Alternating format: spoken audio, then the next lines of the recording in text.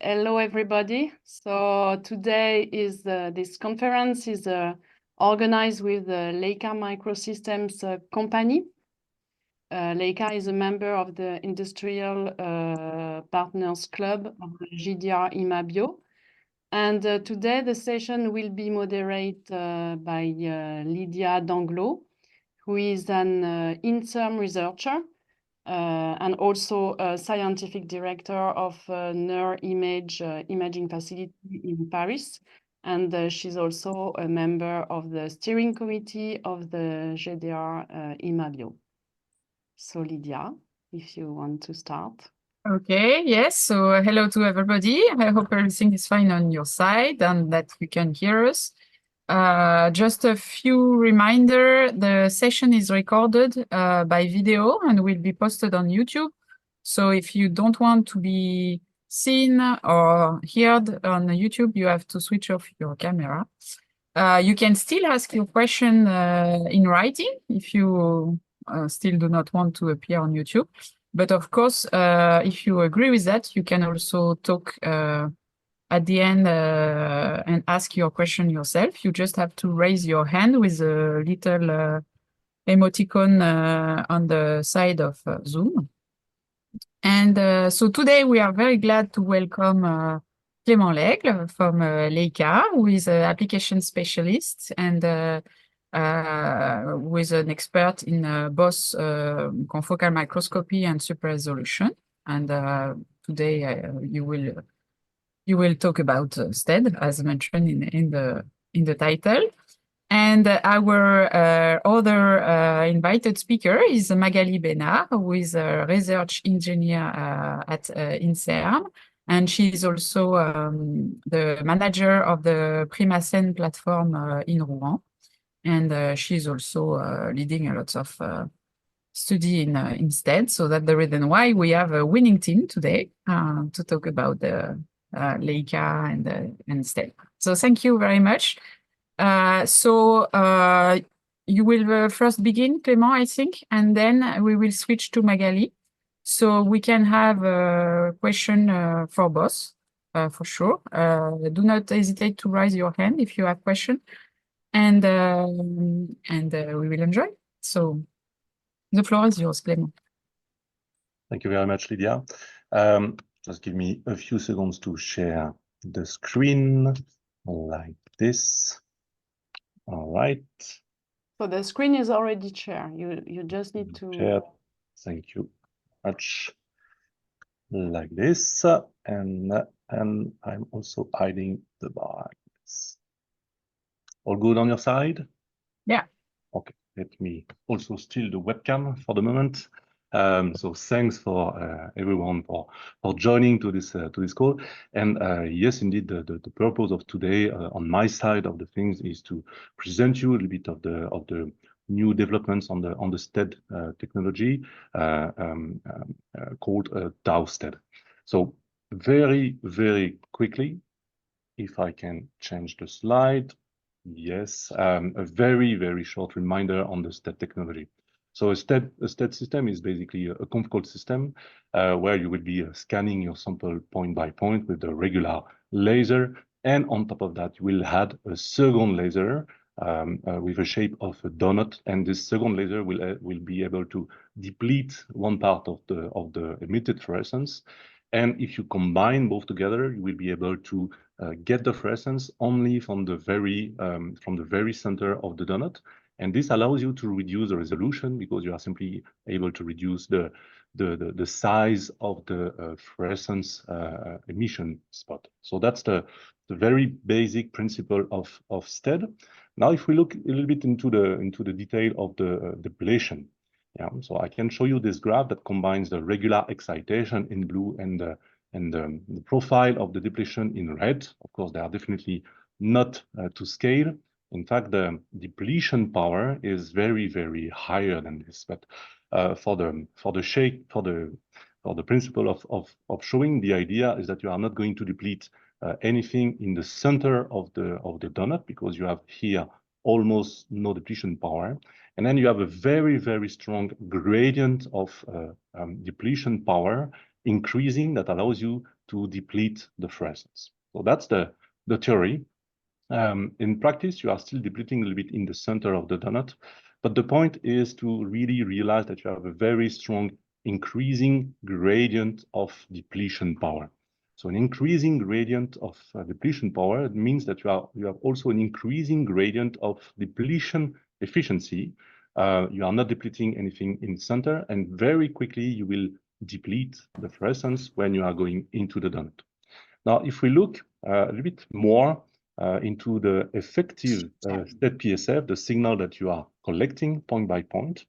In fact, if you have a FLIM system, so a fluorescence lifetime system on top of a STED system, you will realize that the effective PSF also shows some lifetime information. Why do you see lifetime information? Simply because the depletion effect on the sample is in competition with the regular fluorescence. And basically, the more you are depleting, the less the fluorescence occurs. And in fact, again, if we look at the depletion pattern, in the very center of the donut, where you are almost no depleting, you have here long lifetimes, long fluorescence lifetimes. And from the when you are just entering into the donut, into the depletion power, you will shorten the fluorescence lifetime very, very quickly.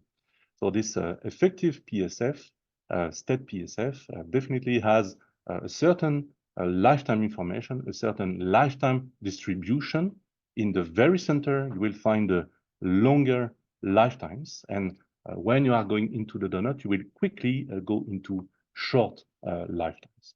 And the more depletion power you apply to the sample, the smaller will be the center. So the center will remain with very, well, let's say, long lifetime, and very quickly you will again get short lifetimes. So now the question is, can you use this lifetime information to do something special for the STED imaging? So many, many years ago, we introduced a certain way to deal with the lifetime information, and this way was called the gated STED. And in fact, the gated STED is a very simple approach. You will be able to time gate your fluorescence signal on the detector side. And the point will be to simply cut away from your image all the short lifetimes. So this allows you to reduce and to remove the, let's say, the blue part, the shortest lifetime of your image, and to detect only what is coming from the very center of the donut. And this is where you are really increasing the resolution, because you are able to collect, again, the fluorescent photons that are coming from the center. So this definitely helps to increase the resolution, but there is a drawback if you consider the full lifetime that was emitted as a starting point. The drawback is that you will remove from your image many, many photons, and unfortunately, you will decrease by doing this the signal-to-noise ratio of your image to keep only the center. So that's an approach that works. Basically, it works, but it's a little bit rough on the sample side and on the image quality side. But the question is, could we do this kind of lifetime filtering, but in a different way, in a clever way, compared to gated STED? So the question is precisely, could we remove the lifetimes like this? So only the short lifetimes from the borders, but keep all the lifetime information coming from the center of the donut. And the point would be to keep as many photons as we can. And this will be basically the approach of tau STED. Yeah? So we do not apply a lifetime threshold, but we try to apply a lifetime filtering that is slightly smarter by keeping all the lifetime information that comes from the center of the donut. So how does it work precisely in the system? That's fairly simple. You will scan a STED image, and you will also acquire the fluorescence lifetime information. The fluorescence lifetime information can be represented in a very special way into the system, and this special way is called a phasor graph, a phasor representation. So this is what you see here. So the lifetime information will be placed inside the phasor graph, and precisely the STED information will be displayed on the bottom right. So this will be this elongated shape. Yeah. So that's the maybe Clément, if you don't mind, could you use the mouse to show what yes, you think? wish. Yes, Yeah, thanks. activate the pointer. Good point, Lydia. So this is the phaser. If you were scanning a confocal image, you will get lifetime information placed here in the phaser. But when you are scanning a STED image, you are altering the lifetime, and you are getting this elongated shape. So this is what we call the phaser or the STED trajectory. And inside this STED trajectory, the interesting thing is that everything that comes from the very center of the donut will be represented in the top part of this STED trajectory. And everything that comes from the, let's say, outer border of the donut will be represented in the lower part of the phaser. So in a way, with this phaser representation, you get a lifetime information, but also where the lifetime information is coming from the center of the donut or not from the center of the donut. And then once you have this information, you can simply apply a filtering. Yeah. So we will apply a gradient, a selection gradient on this information. We will keep the upper part of the STED trajectory. So this is the information that comes from the very center of the donut. That's the information you want to keep. And progressively, we will simply hide the shorter lifetime information that is coming from the borders of the donut. So this definitely helps to keep as many photons as possible from the center and remove the short lifetime that you are not interested in. On top of that, we can also filter out from this image what we call some uncorrelated background. So this is lifetime information not related to the STED event. So that could be reflection, that could be autofluorescence, that could be anti-Stokes emission. This can be also filtered out thanks to the lifetime information. All right. So what's the result? So if we compare two images, so that's the same sample acquired the same way. So those are two chromosomes. So this is the images in gated STED. And if you apply the tau STED filtering of the lifetime, then you are getting those two images. And as you can see, the resolution is better, but also the signal-to-noise ratio is much nicer on image. And this improvement simply comes from the fact that you are keeping more photons from your image. Yeah? So this is improving the signal-to-noise ratio. If we see the things a little bit differently, we could also compare the resolution between gated STED and tau STED, but using different depletion power. Typically, with tau STED, you will be able to reduce the depletion power on the depletion laser by a factor of, let's say, 3 to 4 to get the very same resolution you got from gated STED. Yeah, so this is, again, an example. As you can see, the structures are resolved the same way, but with gated STED, we had to use 45% of depletion power to get this result. And with the tau STED, with different filtering approach, we could decrease the depletion power to 15. So this definitely helps to preserve the sample, to avoid bleaching, to avoid being too rough with the samples. And it definitely opens the door to do STED with living samples, because now we are reaching a depletion power that is much more reasonable and that the sample could tolerate better. So this is simply a two-color tau STED image with, as you can see, living samples and living structures. Yeah. And that's all for me. And now, Magalie, the stage is yours.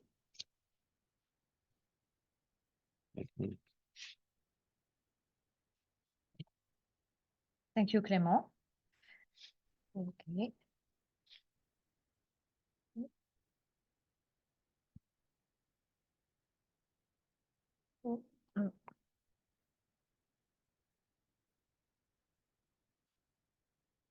Sorry.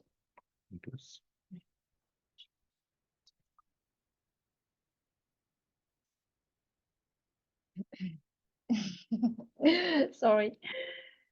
Hi everybody. So I'm very happy to give you some information about the tunneling nanotubes. They are structure for cell communication. And I use a lot of imaging from STED system, so from FP5 and now Stellaris 8. So I work in the high-tech research infrastructure named HeRacLes, and particularly in the PRIMACEN platform. And I talk about TNT. So TNT is a name for tunneling nanotubes, but it is a name for mammal term. So it is known, this kind of structure are described in bacteria, so with the name of pili, but also present in parasite, and it's well known in vegetable cells, so with the name of plasmodesmata. So in mammal, the name could be nanotubes or tunneling nanotubes, named TNT in this way or in this way. And sometimes the name could be cytoneme, but it is the same structure. So the structure could be very high diversity and could be heterogeneous. So present in cell line, but also in primary cell culture. Is very well described in vitro, but is not so described in vivo. The size is very various, could be very tiny, with 50 nanometers until 1 micrometers. And the length could be very various, so short or very, very long. And the lifetime could be transition or very long time. So it's depending on a lot of things. The connection could be between cells or from the same type, so homotypic, or sometimes connect cells of different type, so heterotypic. Concerning the composition of the cytoskeleton, all TNT contain actin, but the tubulin is not present in all TNT. We can describe this just after. And one specificity is the TNT is not attached to the surface in vitro. So it's above the substratum, as we can see here. So you have the cells, the glass, and the TNT above. So this is one very important specificity of TNT. The movement of element inside the TNT could be very various. So as represented here, it's the content of cytoplasm, so membrane and a lot of things, but also the bacteria can go into cells through the TNT and virus on some small molecules. So the exchange cell to cells are represented here, and they're very, very important structure for long distance communication. So for today, I will describe what we are realized in terms of image through the STED. So first, the characterization of the TNT with the STED in terms of length, nature of cytoskeleton, and the structure of TNT. And we have characterized two main categories of TNT. And after that, I want to show you the gain of FLIM with the STED by using a probe in red or near infrared color, and the importance of that for the preservation of the cellule. So it is very important in this way. So for the first strategy is to identify the two categories and the length. We use this type of microscope, so the confocal FP5, equipped with a gated STED. So this is the first generation with one laser of depletion at 592 nanometers. So the aim of use this system is to increase the lateral resolution. For describe the TNT, we use three types of cells. The pheochromocytome from rats, so the name PC12, it is the first type of cells where the TNT are described. the HBEC cells and the H28 cells. So it is two type of cells studied by a collaborator from Caen, the city of Caen. And when one of the cells, type of cells are could be TNT could be induced inside the cells, and in H28 the TNT form spontaneously the TNT. So we realize study in fixed cells for the structure, but the aim of that is to realize STED in living cells. So in fixed PC12 cells, we can see the different type of TNT. So the TNT name 1 because the diameter is from this level. So the diameter could be large. And another type of TNT with the diameter very low and with the length very short. So for describe this, we use three dyes, so three labelings. WGE to see the membrane and also the cytoplasmic part. So the actin and the tubulin for the cytoskeleton, and all the color are with Alexa fluor 488 because we have a depletion in 53092. So at the basis of TNT, at the cells that could be the donor of the TNT, we have this kind of shape, like trumpet shape. So it's very, as you can see here. And at the end, at the level of the acceptor cells, we can have two configurations. So the bird shaped, as you can see here, with the connection of the TNT to the cell acceptor. And sometimes this end could be open. So the configuration open allow the movement of element inside the donor cells. Concerning the composition of cytoskeleton, so we have actin everywhere, but no tubulin, never tubulin for the TNT2. So it is a very characterization concerning the protein, presence of protein of cytoskeleton in the cells. For the two other type of cells, we are described the same thing, but the size of the diameter and the length could be different, but not a lot. And we have characterized clearly the two type of TNT by using the gated STED.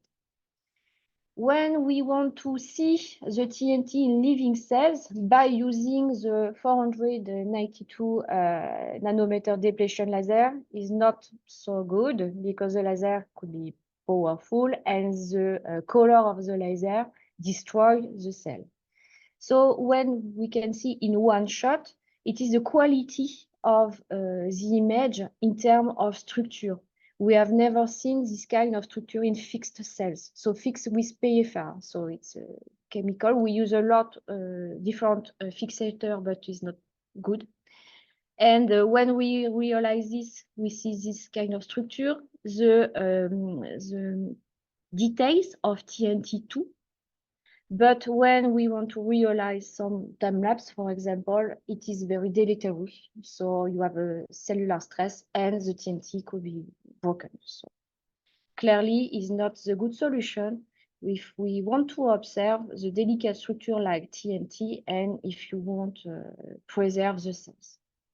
That's why we use another system. So the Leica Microsystems Stellaris 8 equipped with two wavelengths for the laser depletion, so the conventional we have before, but the 775 nanometer depletion very compatible with the living cells. So with this system, we benefit. We have the FLIM module. So we can realize to STED imaging, and we can also use the FLIM for lifetime imaging. So the first advantage of the system is to use toasted in fixed cells, but in many colors. So with 3 colors here. So first of all, we deplete the 2 fluorochrome that emit in the red color to image, in this example, the vimentin and the tubulin, so the intermediate filament and the tubulin filament in purple and in yellow. And after that, we use the other laser that could be destroy the fluorochrome, but you can combine the 3 colors after the manipulation. And after overlay, you can obtain this kind of image. So you see the TNT clearly here with the 3 protein inside. But for TNT2, you have only the actin. So with the gated, the toasted confocal, you can have clearly the composition of TNT in cytoskeleton protein. And when you have the 3D STED, we can realize toasted 3D.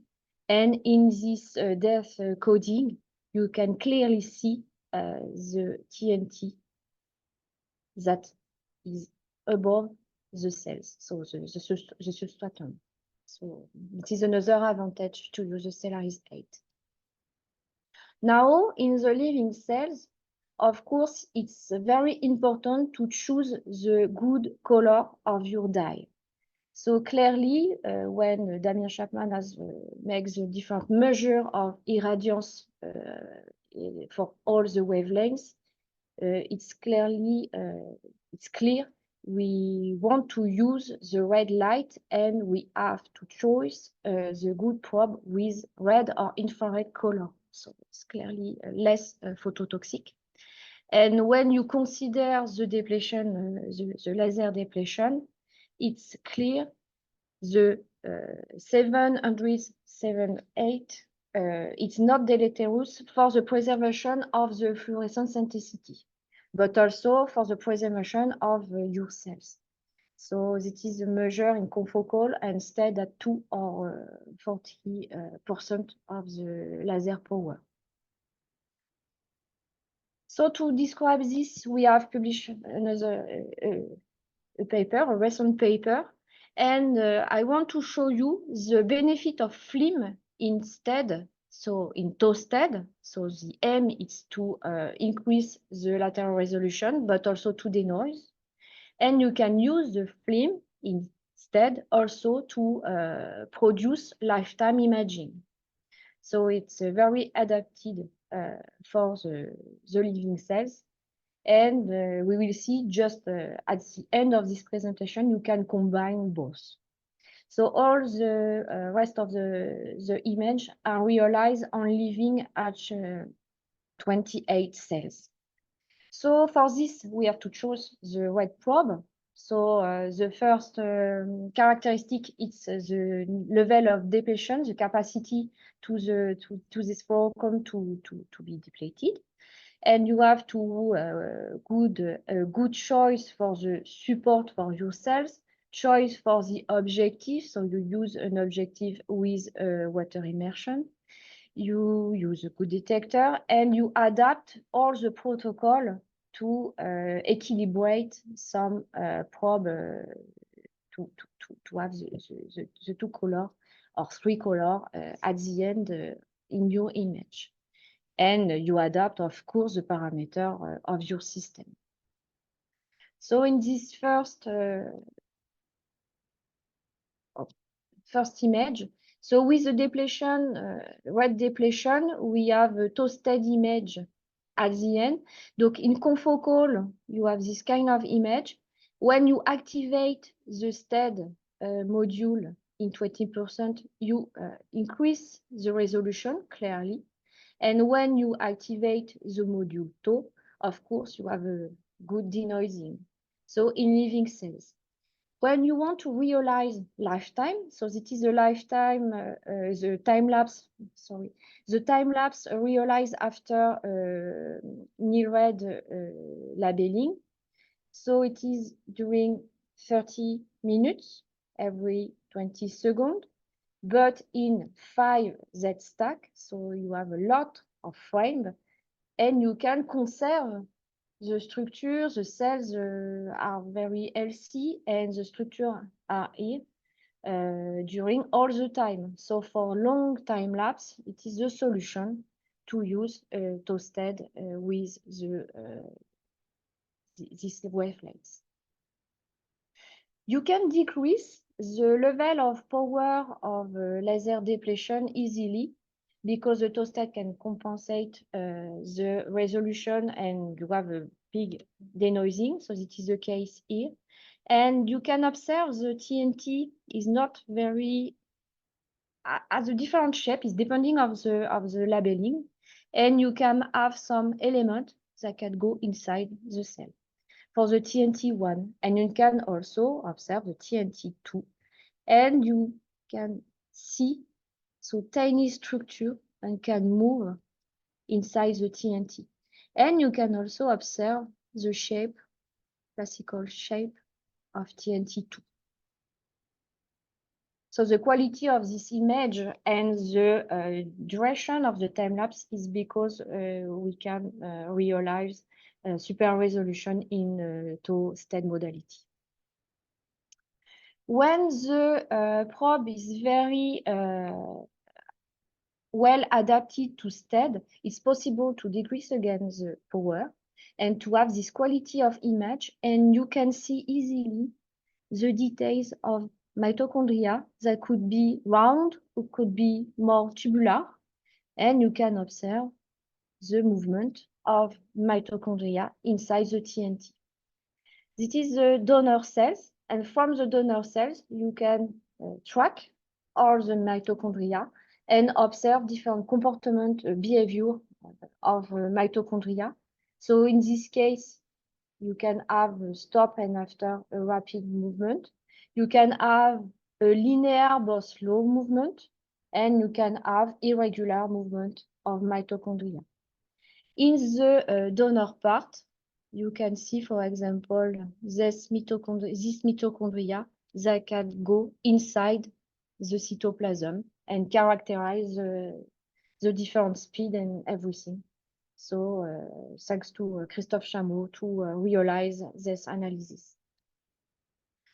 For other probe, like MitoTracker Red, is not really good after depletion, as you can see here. But after toasted, the quality is very better, and you can observe the TNT inside the element inside the TNT. But you can use the toasted, but you can also use directly the lifetime imaging. So from STED acquisition, you can choose to observe the dye in lifetime modality. So for this image, you have this distribution in phasor plot, and mitochondria could be, you have the repartition here, with shorter lifetime visualized in blue here, and higher lifetime in red, in a green, in this photography. And you can observe different shape and different color of mitochondria inside the TNT.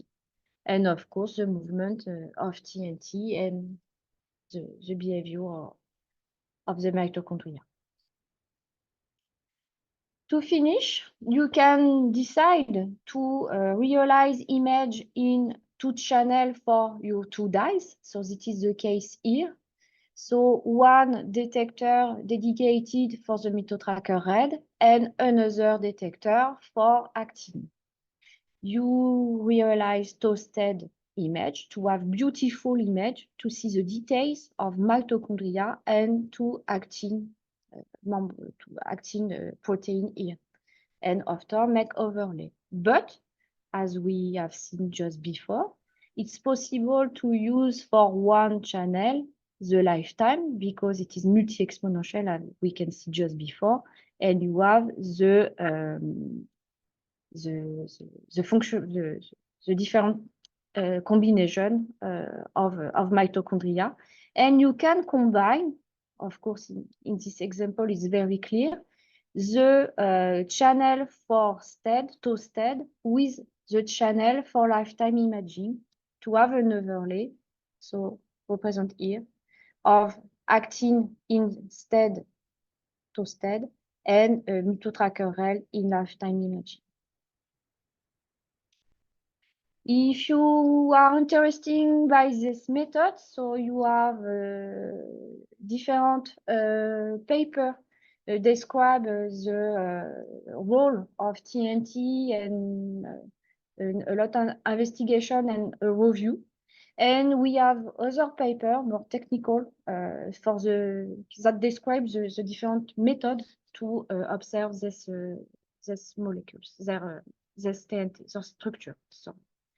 And I want to thank all people from my team and also collaborators from Caen. And if you have questions, we are here with Clément. Thank you. Okay, thank you to all of you. So you can raise your hand if you want to ask question in live, or you can type your question within the chat at the lower part of your screen. So feel free to begin.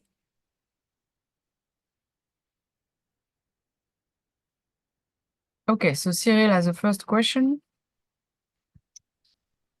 Do I need to switch my video on, or no? We don't mind about the video, right?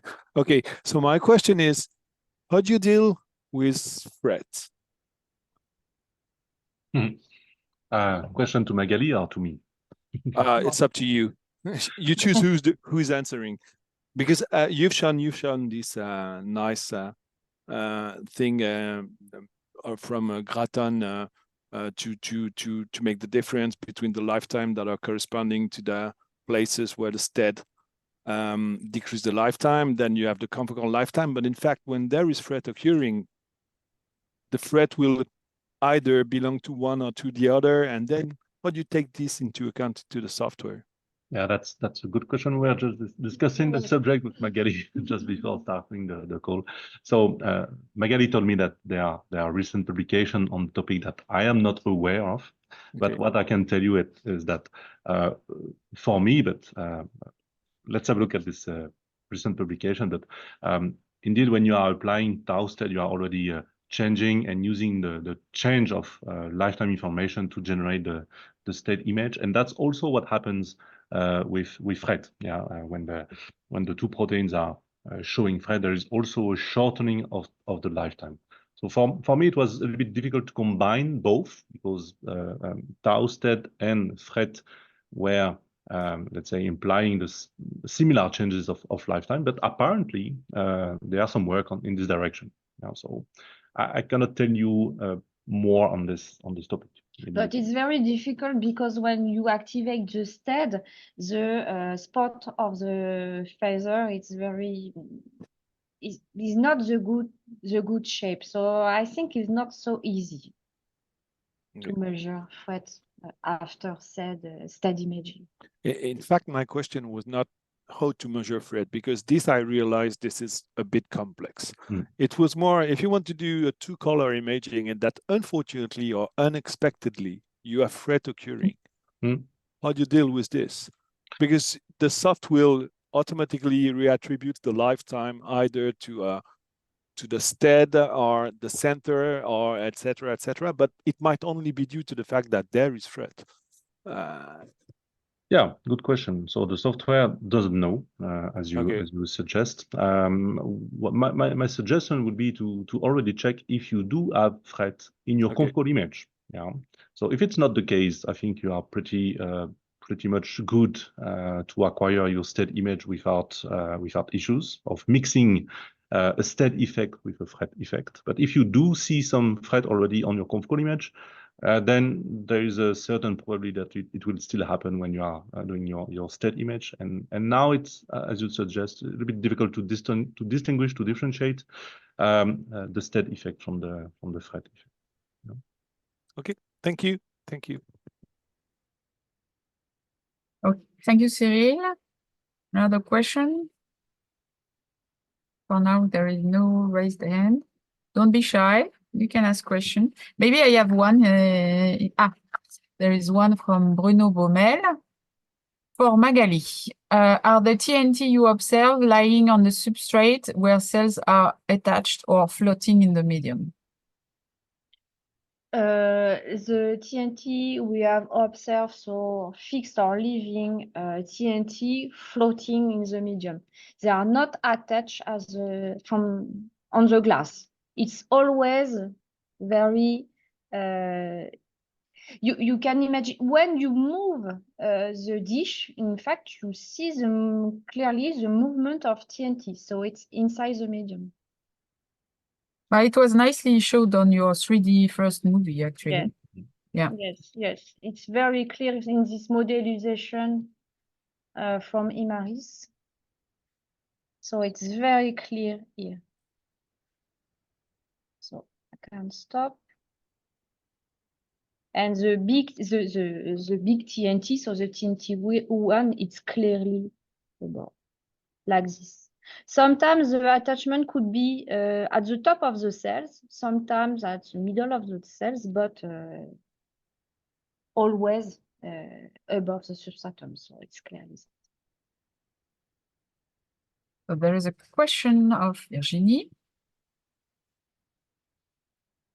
Maybe you have to put your mic on. Yeah, sorry. Yeah, so I have a related question. So so I know nothing about the TNT, but how these nanotubes are formed between the two cells? Because if it's not an attach, so here you always show more or less some stable nanotubes, but how they are formed between cells? Okay. Yes, in fact, you have different modality for the formation of TNT.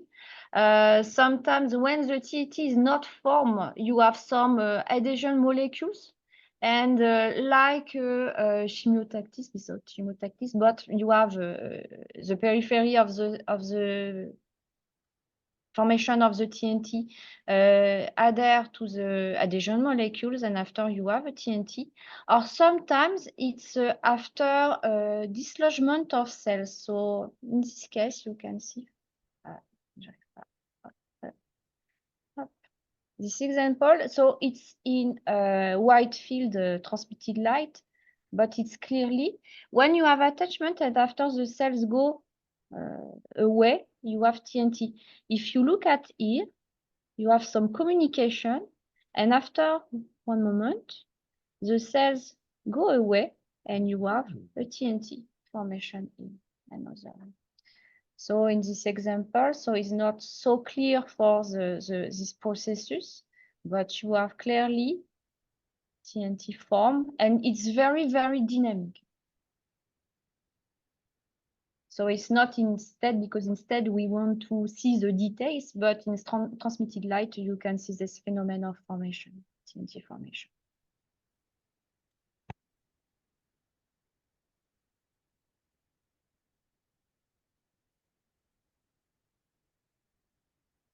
Okay, thank you.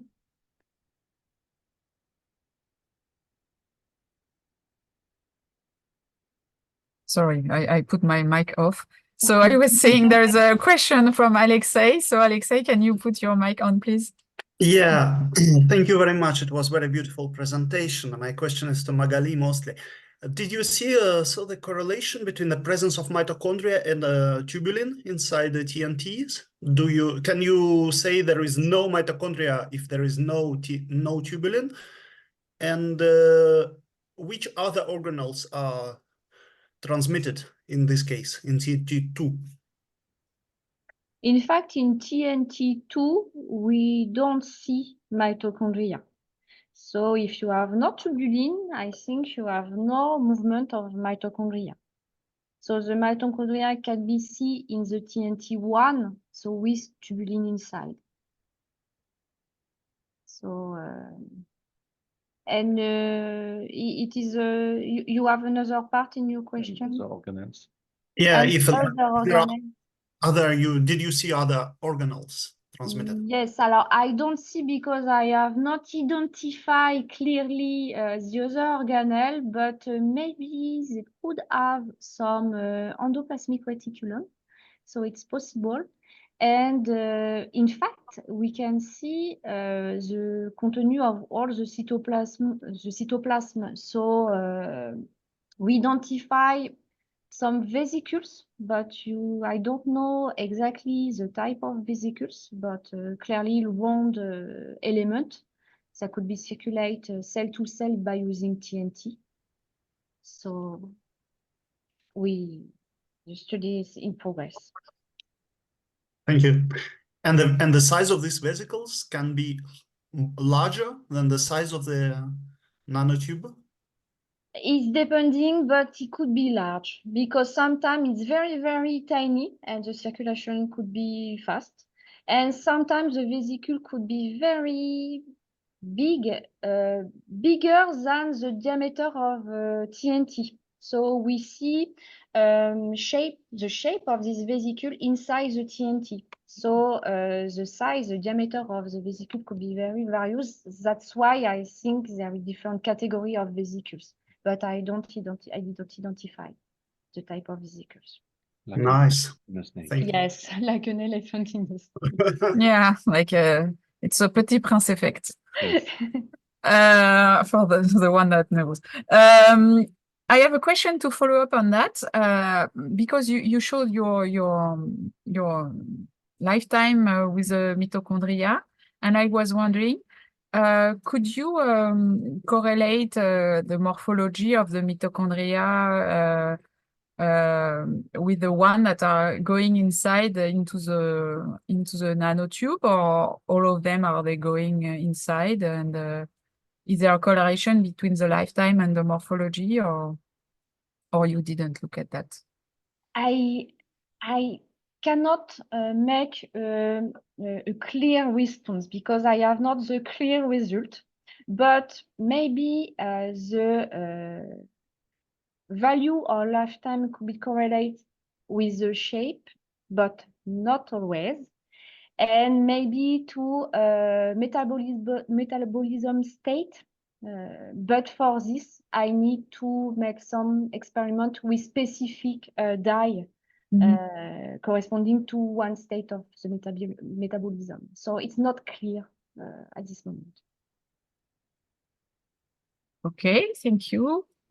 Do we have other questions?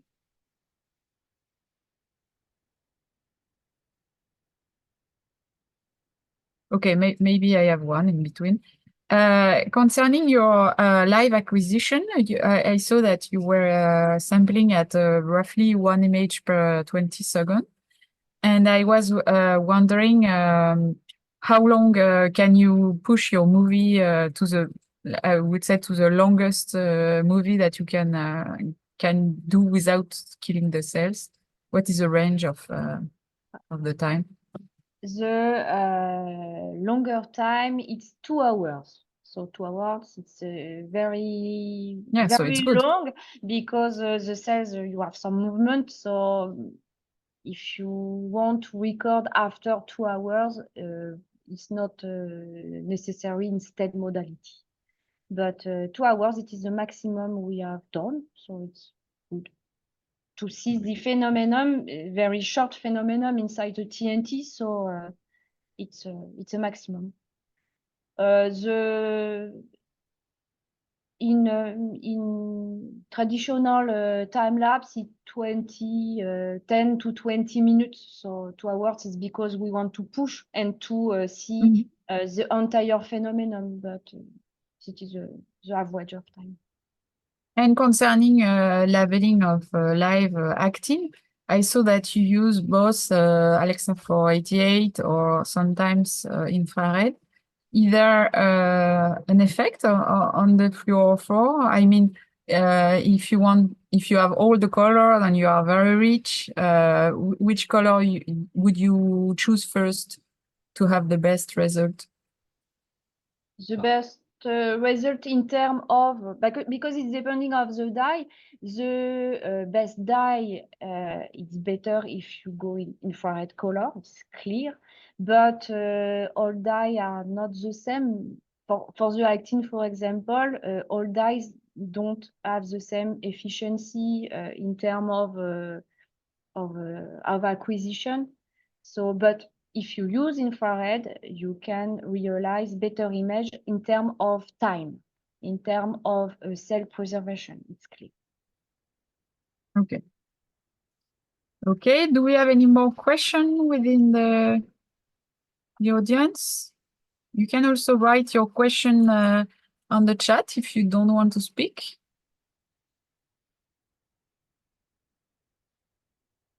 Okay, maybe I have one last question, more technically, maybe for Clément, but you can answer both. I see that you use both hybrid X and hybrid S. So could you tell the audience what are the advantage and in which case you prefer to use the S or the X? Yeah, there is a difference in quantum efficiency between the two detector types. If you are doing STED in red and far red, so typically what Magalie is currently doing with both dyes depleted at 775, the best detector to do that would be the hybrid X detector. Both, both for the sensitivity of the detector, because that's the best we have in this range, and also because those are the officially, let's say, supported detector for the let's say high precision FLIM imaging. Yeah. In the case of Magalie, she has one hybrid X detector and two dyes to image.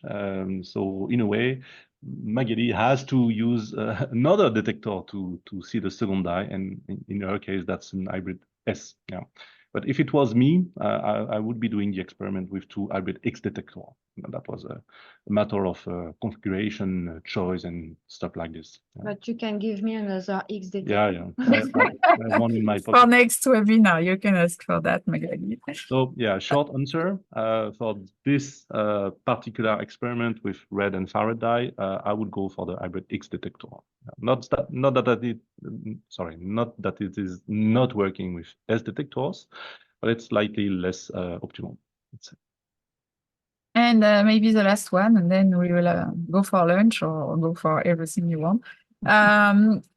When you do 3-color, do you use sequential line, or do you use sometimes frame because you want to be sure there are no crosstalk and you have to do some trick about the analysis? How do you do? In fact, it's depending on the dyes, of course. Instead, sometimes it's difficult to make a simultaneous acquisition because the signal is very enlarged by the STED laser. So it's better if you realize in sequential mode. Yeah, I definitely agree with a certain priority on sequential line by line, especially if you do it live, because in sequential line by line you have the shorter time interval between all the colors, yeah, and that's what you want to do with living samples. Yeah, you don't want to have a delay between the channels, so the sequential line by line is the nicest option. And as Magalie is saying, just to confirm, simultaneous acquisition would be even better, but it might be difficult in terms of crosstalks and other considerations. That's why in living cells, I realize on 2 colors in simultaneous, but not more. 3 color is not so. Maybe it's also depending on the frequency of moving of your organelles or cells of interest. Yeah. I would say it can be done with some tricks. Yeah, so don't think that you are limited to 2 colors live instead, but you definitely need to let's say work on your samples and work on your stainings in a specific way. So. Yeah, sure. It's always a matter of compromise. Yes. So if there is no other question, I don't see any raised hands. So I think we can leave if you agree. I say thank you again very much for your presentation and all your nice picture and explanation. And maybe Virginie, you can talk about the next. Yes, no, sorry. There is some emoticon, but this is only to say that it's what's good. So no question. Virginie, when it will be the next one? So the next video conference will be the 2nd of July, and it will be with Zeiss about molecular dynamics and FCS and new options on their confocal microscope. Okay, so thank you to all of you, and see you soon for our next webinar. Bye-bye.